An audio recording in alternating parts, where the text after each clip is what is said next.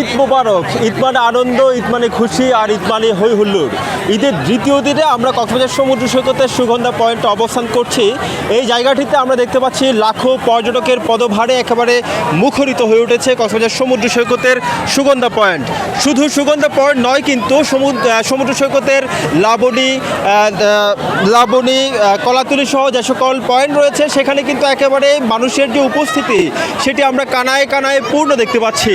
কেউ এসেছেন পরিবার পরিজনকে সাথে নিয়ে, আবার অনেকেই প্রিয়জনকে সাথে নিয়ে সমুদ্র সৈকতে ঈদ উদযাপন করার জন্য এসেছেন।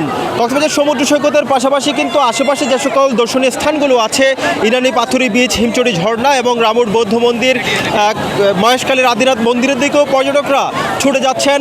পর্যটকদের বিপুল পরিমাণ পর্যটকদের একটি অংশ আমরা দেখতে পাচ্ছি এখানে সমুদ্র স্নানে মেতে উঠেছেন। কক্সবাজার সমুদ্র সৈকতে দীর্ঘ 1 মাস ধরে আসলে রমজানের সময় কোনো পর্যটক ছিল না, যার কারণে ব্যবসায়ীরাও কিন্তু ক্ষতিগ্রস্ত হয়েছে বলা যায়। প্রতি বছর রমজান শেষে যখন ঈদ আসে, লম্বা ছুটি আসে, ঠিক তখনই আসলে লাভের মুখ দেখেন এবং তাদের মাঝে প্রাণ চাঞ্চল্য ফিরে আসেন।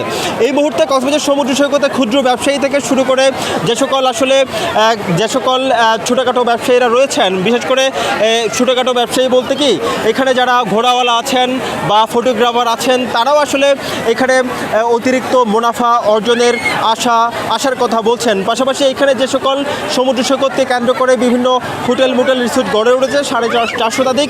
এই মোটেলেও কিন্তু দীর্ঘ 7 দিনের ছুটিতে পবিত্র ঈদ উল ফিতর উপলক্ষে কোথাও কোনো রুম খালি নেই। অর্থাৎ পর্যটন সংশ্লিষ্টরা বলছেন দীর্ঘ 1 মাসের খরা কাটিয়ে তারা আসলে অতিরিক্ত মুনাফা লাভের আশা তারা আসলে করছেন। কক্সবাজার সমুদ্র সৈকতে আগত পর্যটকদেরকে নিরাপত্তা দেওয়ার জন্য এখানে ট্যুরিস্ট পুলিশের পাশাপাশি জেলা প্রশাসনের বিচ কর্মীরাও আসলে এখানে কাজ করছেন বলে আমরা জানতে পেরেছি। কক্সবাজার সমুদ্র সৈকতের সুগন্ধা থেকে এটুকুই ছিল এখানকার সবশেষ।